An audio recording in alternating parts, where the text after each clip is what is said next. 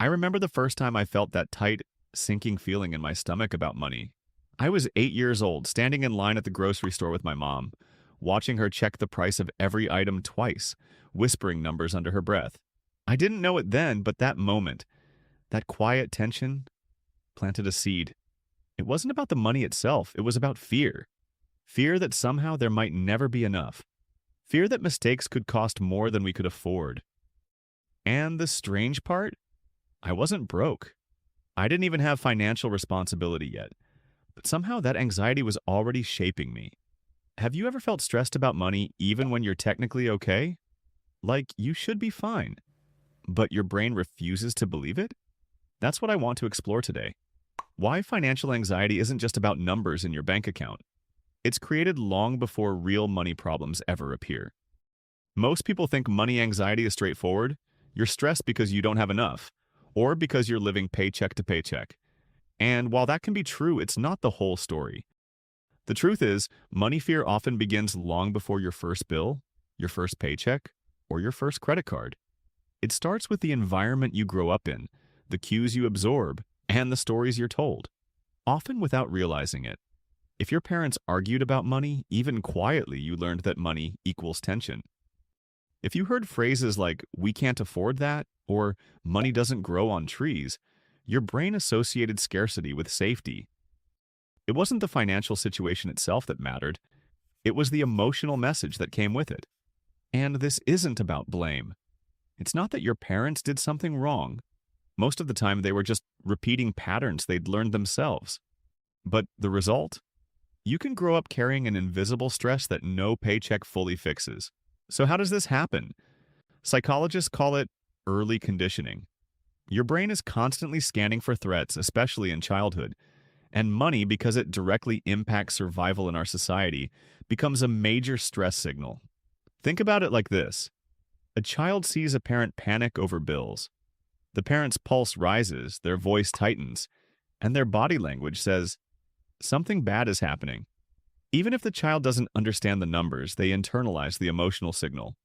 Fast forward 10, 20 years, and you, as that same child, feel an inexplicable anxiety whenever money comes up, even if you're financially stable.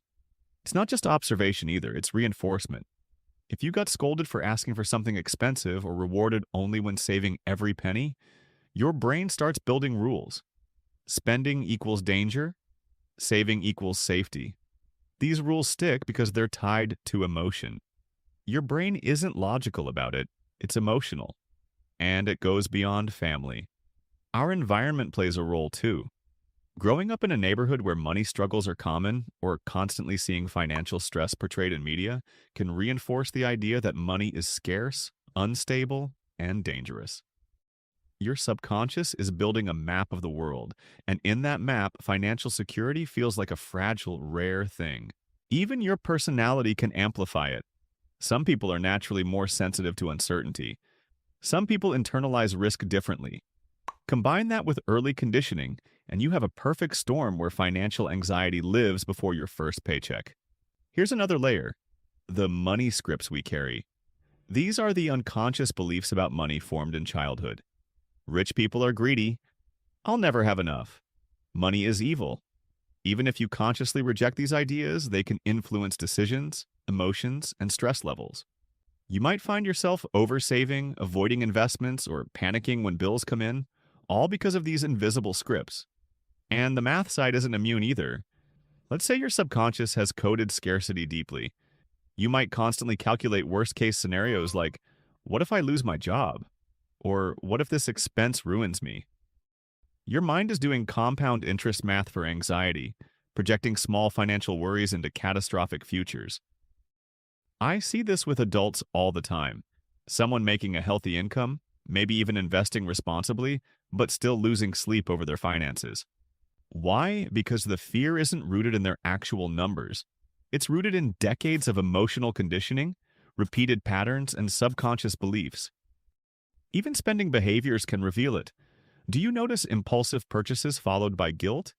Or extreme frugality that creates stress in social or family situations? Those are echoes of childhood lessons, replaying in real life, often without conscious awareness. Here's the critical realization.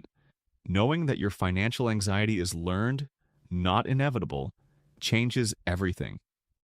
If you can recognize that your stress isn't a reflection of your worth, your skill, or your future, you gain a kind of freedom. You begin to separate emotion from fact. Imagine looking at your bank account and saying, "This is just numbers. My anxiety is old wiring, not reality." That's not dismissive, it's clarifying. And once you start noticing these patterns, you can start challenging them. You can rewrite your money scripts, consciously choosing beliefs that serve you instead of controlling you. This isn't about fixing your finances overnight. It's about reclaiming your mind from decades of unconscious programming. Because financial freedom isn't just a bank account, it's peace of mind, and peace of mind begins with awareness. So what can you do with this? First, notice your triggers. When do you feel that tightness in your chest? What phrases, scenarios, or thoughts spark it? Awareness is the first step. Second, talk about it. Share your money feelings with someone you trust. Not in a transactional way, just emotional honesty. You'll often discover that what you fear is not universal, but personal and learned. Third, practice reframing. When you catch yourself thinking, "I can't afford this," pause and ask, "Is this fear real or is it old programming?" This simple question creates distance between your emotion and reality. Fourth, experiment with small financial wins. Saving a tiny amount, investing a small sum, or budgeting a manageable portion can slowly rewrite your brain's associations with money. Success reinforces safety. And finally, give yourself grace. Progress isn't linear, and unlearning anxiety takes time. Every step you take is a signal to your subconscious that you can handle money calmly, responsibly, and confidently. Financial anxiety doesn't define you. It's a reflection of experiences, patterns, and lessons that weren't consciously chosen. But you can choose how you respond now. The tension you feel about money is real, but it's not permanent. It's a learned reaction, and like any habit, it can be changed. Next time you feel that tightness, remember, your fear was formed decades before your first financial challenge. And just as it was formed, it can be reshaped. Gently, patiently, without judgment. Money isn't just numbers. It's psychology, emotion, and stories we tell ourselves. By understanding where those stories come from, you gain perspective, you gain calm, you gain freedom. And most importantly, you remind yourself that progress beats perfection. Even if you don't feel it today, every conscious choice you make, every time you pause, reflect, and respond instead of react, is a quiet reclaiming of your peace of mind. Because financial anxiety may start long before money problems, but the freedom from it starts the moment you notice.